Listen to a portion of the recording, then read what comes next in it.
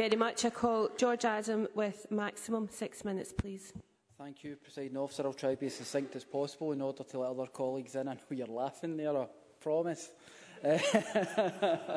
It's already been mentioned today that 657,000 Scots are carers, and no doubt every one of us know individuals who care for someone. In my own area in Renfrewshire, that's 24,087. I myself, I know members are fed up listening to my own personal circumstances, but I myself, one of my colleagues just said that, I myself look after my wife who has multiple sclerosis. I'm technically her carer, but she would probably tell you I have difficulty caring for myself. But luckily, I have a support mechanism within my family which enables me to be able to work and do the job that I do. And part of the reason I'm here is because of the support mechanism within my family and the fact that my wife, Stacey Adams, is not going to allow something as trivial as multiple sclerosis to stop her from gaining any of her objectives that she wants in life. But it's important because when you look at other people who have to work in the private sector or in the public sector as well, they too they don't always have that support mechanism. And if I can talk about someone in my own, she's already been mentioned a couple of times here, my own constituency, Lynn Williams works for a caring organisation, but she is able to do that because her employer is extremely flexible with her so that she can look after her, care for her member of her family. And I think this is something, when it was a manifesto commitment of the SNP to actually have the carers kite mark for employers, it was something that I was extremely interested in. And I know the Minister is working with officials for a scoping paper for discussion with these interests, and they'll come back with that at a later date. But I think it's something that we definitely need to make sure that all third sector, private sector employers do look at this, because most people that look after, most carers do want to work, and it's only because of their circumstances that they've found that they can no longer work.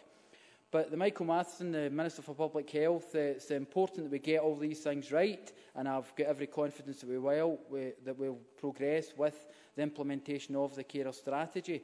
But some of the things I'll just go through with the Caring Together, the recommendation, developing a carers' rights charter is extremely important for the individuals, and implement measures to better identify carers, which is extremely important because there are a lot of people who will be invisible and people will not know, because, as has been mentioned earlier, it's a natural thing for families to take up the burden and actually deal, because they don't see it as a burden. They're just looking after their own family member. And it's to improve quality and uptake of career assessment and support plans, speaking about what I mentioned earlier on as well. But to ensure carer representing community health partnerships, I think it's an extremely important thing, because this will be a way for them and a lot of the Renfrewshire's Carer Centre and the carer centres that have been mentioned elsewhere to actually help design the packages and what is available for their members within their areas. And I think that's important as well for us. I think getting it right for younger people, we've got to put in place measures to help professionals in education.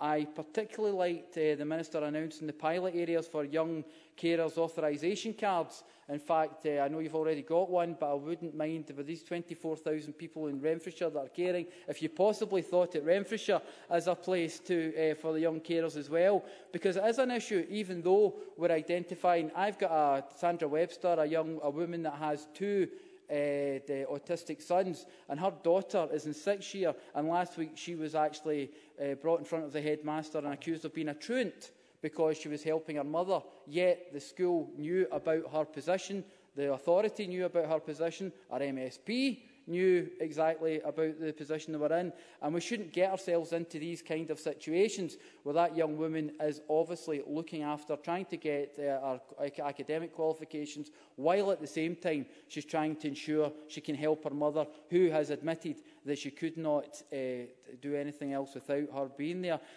Also, may remember when we were having the campaign, we went to Renfrewshire's Carers Centre and there was all the carers there. I was confident in the SNP's manifesto, but I did say to people, we're dealing with your lives. You are the individuals who are dealing with this in a day-to-day manner. Yes, I have problems in my own life, but but I'm not in your shoes, and I don't have to live your life. All I can offer is that I will do all I can as your representative to get your points across. So I'm going to try and close quite quickly, Presiding Officer, saying the most important part of this debate is the human element. We can shout at each other, which we haven't done today, from opposite sides of the chamber, but we must remain focused on the people who are living through these issues, young people, older people and family members. I always mention my own personal circumstances because they've made me the man I am. And it's important that I can say, even in this debate, I'm not important in this debate, none of us are important in this debate, it's the individuals who are actually dealing with this that are important, and the outcomes, what we achieve from this debate, that are important. Because I want to live in a Scotland where its people attain everything they can. And, Presiding Officer, I believe that after today's debate, that we can work together to achieve the goals for Scotland's carers. Thank you, Mr Adam. I call